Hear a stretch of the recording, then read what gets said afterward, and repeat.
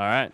We're live from Sports Beach. My name is Will Nader, Group Brand Director at 72 and Sunny. I'm here with some of my Activision clients who work on Call of Duty. We have Matt Kahuli, who's a VP of Marketing, focuses on the live ops business as well as runs all of digital. And then Matt Webster, who focuses on the main line and new title launch. And we're here today to talk a little bit about Call of Duty fandom and the passion the fans have and how we've kind of channeled that into successful marketing. I think themes that are really relevant to a lot of the Sports Beach fandom that we're talking about today. So just going to start by going over a couple things and kind of starting earlier in the year. One thing that we've seen as of recently is incredible community health, incredible fandom, some of the highest we've seen across the last 5-6 years in 5 or 6 Call of Duty titles. What have you kind of done to reinvigorate fans as it relates to the live ops season? In a typical Call of Duty cycle, fandom and passion tends to fall off around this time of year, but it's healthier than ever. Yeah, absolutely. Thanks for having us today, by the way. Just to give some context, the live ops business is essentially after every major game launches, the game is live. It has roughly a new season every 60 days. And the live ops business is primarily driven by what the players are really engaging with within the game. So essentially, everything that we think about is player first. What are players really excited about? This year we've had some really fantastic beats, like the return of Rebirth Island was huge, right? Fans have been really asking for that map to come back.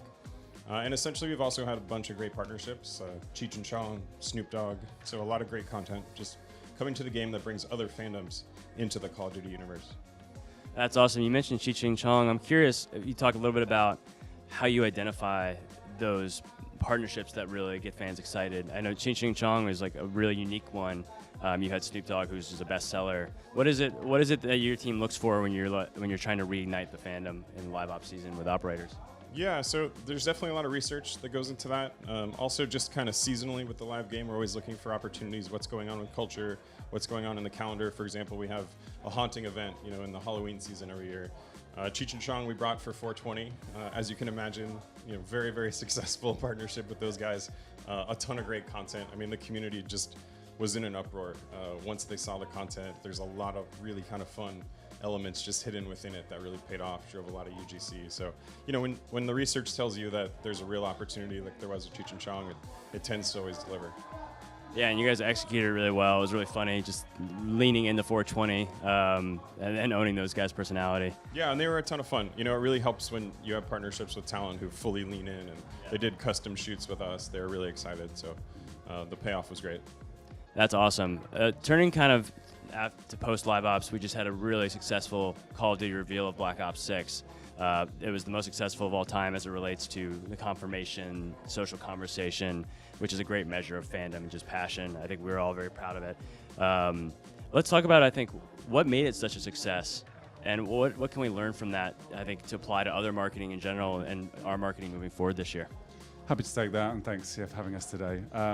We were thrilled with how Black Ops 6 came out the gate. The last month or so has been astonishing compared to prior year's launch. I think when you talk about the most successful reveal and confirmation moment, it's in terms of scale of social engagement, but also sentiment as well. The delta between the positive conversation we're hearing within the community and negative has never been more extreme. So we're really happy with how we showed up there. And we know as well that earned social conversation is one of the highest correlators with sell-through, so we're in a really good spot. I think in terms of learning over the past 6 weeks or so, there's a couple of ways in. Firstly, we really deconstructed the go-to-market plan. Working closely with your team, and great to get your take in a moment. Rather than having single big beats, I think breaking it apart into sort of morsels through that reveal window gave the community a lot to engage with over a period of time. So you saw consistent swells of conversation. And then I think moreover, the nature of our go-to-market plan this year, it's Black Ops, it's contentious, there's a bit of subversion in there. The fact that it was quite provocative as well led to a lot of conversation. The final element throughout all of this is trying to map nostalgia of the gaming franchise, and there's plenty with Black Ops, with innovation throughout. So we had a lot cooking simultaneously. Yeah, I actually want to talk a little bit about that go-to-market plan. I think in a day and age where you can easily just default to, let's release a film, let's put paid media behind it. We did not have a lot of paid media. It was all designed to be earned media generated, and that's a very challenging thing and took a lot of hours to plan the right go-to-market. One thing that turned out to be incredibly successful happened to be old-style, old-fashioned newspapers. Talk a little bit about what the decision was behind newspapers and how that kind of unfolded. I think it was the full media mix. I mean, we tackled every single channel available to us. It was a really integrated campaign. I mean, the media mix with newspapers worked really well. We're playing with a political game there. Naturally, I think with the sort of traditional media styles, it really helped us out leaning into the political landscape as well, particularly this year and the zeitgeist going on. So that was a nice opportunity for us. But even outside of traditional, it was fully integrated across digital. We had fake stunts going live with Mount Rushmore. We had an incredible live action film with political figures from the 90s, and equally the digital plan as well. When you think about our landing page exposure, was pretty something. I don't know if you want to dwell on that piece. Yeah, absolutely. I mean, I think what was really fun about this game and what we're really excited about with the campaign, ahead is it's based in the 90s, right? And so we could really have fun with 90s culture. We partnered with Shepard Fairey to make some incredible out-of-home wild postings for the campaign, and using newspaper to drive social chatter is a really kind of fun strategy. We had a really fun sort of immersive web experience that felt like kind of a throwback to the way I grew up, in the web, when everything was really experiential and exploratory. And it's just been a lot of fun to bring that stuff to life and see how the fans really respond to the culture of the 90s sort of weaved into modern technology, and definitely has paid off so far. It was global as well. I mean, UK and US, and I think one of the main partners we worked with was the New York Post. This was one of the most successful days of sell-through in the last 4 years, so there was a lot of resonance. Yeah, so they didn't have as many sales on a paid newspaper since the 2020 election, which is pretty incredible. It's great when Call of Duty is driving newspaper sales. Yeah, totally. Well, it was interesting when we were joking, newspapers, microsites, like bringing back marketing from 10 years ago, but doing it in a way that fueled the digital ecosystem. One other thing I think was really interesting that kind of added to the go-to-market plan was the Shepard Fairey posters in New York.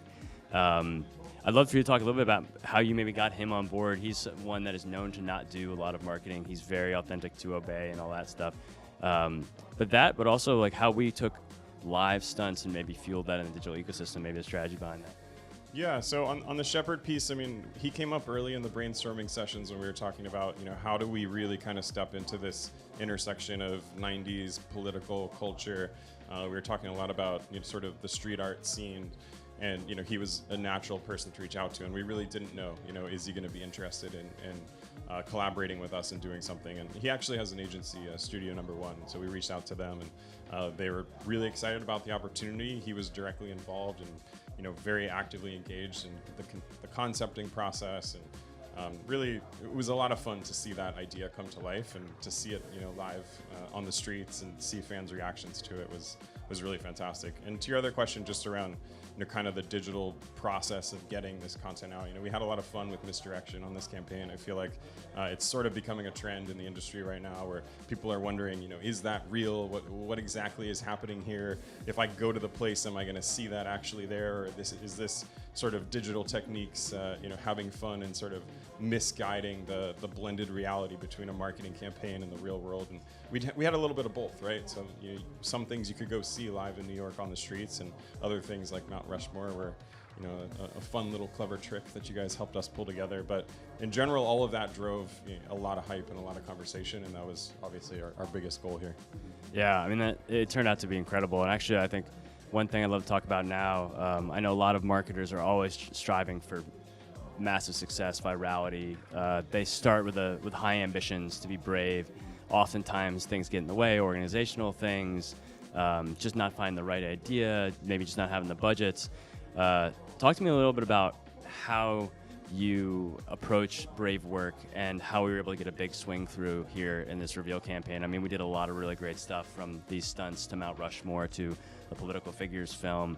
A lot of things most marketers wouldn't normally do. I think we're fortunate with Call of Duty. You look at the franchise over 20 years now.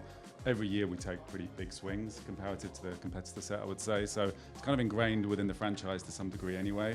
We were fortunate this year that we ideated early, worked with you closely, and got sell-in really early on in the process, so that certainly helped. But ultimately, it's true to the game. You're always most successful when you're true to the game content and format. And this year is all around subversion and corruption within the CIA and going rogue. There's a dark underbelly to the game anyway. And the line that we rallied the whole campaign around was the truth lies, so not knowing who to trust. Really led into provocation there, and I think once we managed to sell that in internally, everyone rallied behind that one cause. And I'd say it's probably the most integrated we've had in terms of consistent messaging across all teams in our go-to-market, which was also a testament to the success.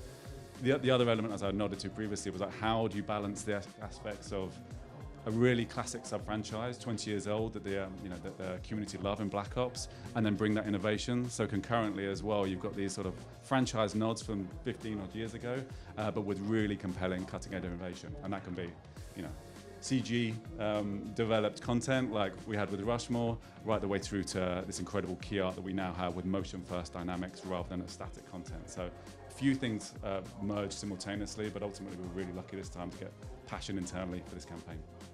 And I'll just say, you talked about fandom at the beginning, right? I mean, within the Call of Duty universe, there's lots of different pockets of fandom, and the real sort of diehard Black Ops community, they saw the signals early in the campaign, right? And they were super excited. This is sort of a traditional way that Call of Duty goes to market with Black Ops games, where it's rooted in history, it's rooted in the real world, and so I think the fans really respond to that, and it just sort of speaks to the unique nature of Treyarch's games and really the fandom that exists for the Black Ops sub-franchise.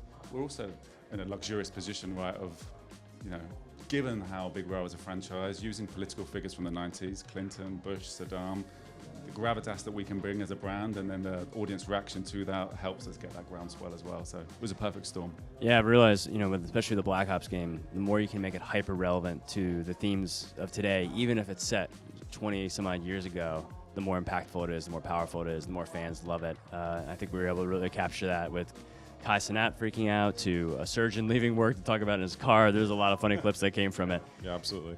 We have great momentum right now. Black Ops 6 is loved. You guys had an incredible Xbox showcase with the gameplay reveal trailer. Just everything has been so extremely positive. But the year's only half done. Still have launch to tackle. What are you most excited about as we head into the back half of the year and we head into the ramp up to the big moment, which is the launch of Black Ops 6? Yeah, absolutely. I can sort of start it.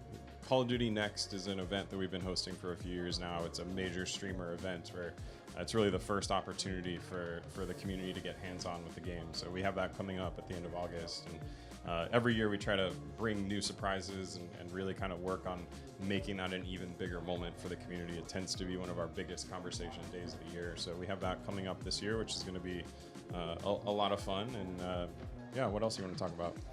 A few things cooking, aren't there? You mentioned actually the reveal trailer. We haven't even touched on the fact that that was the most successful we've had in history, 50 million views on YouTube alone. So we've got such momentum, and how do you top it each year?